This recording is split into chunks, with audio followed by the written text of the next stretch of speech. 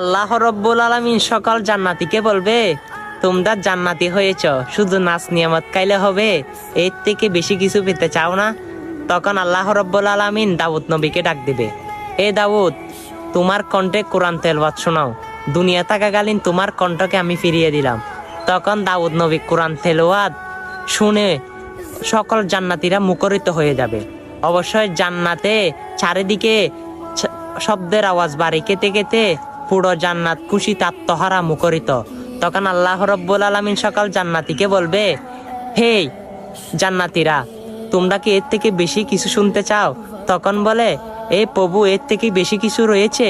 অবশ্যই আছে। তখন আমার রসুলকে ডাক দিবে, আমার রসুল আপনাদেরকে সূরা ইয়াসিন পাঠ করে শোনাবে। সূরা ইয়াসিনের পাঠ শুনে, আমার রসুলের তেলাওয়াত শুনে আপনি আত্মহারা হয়ে যাবে, আপনি ভাবতেও পারতেছেন না কত সুন্দর হবে।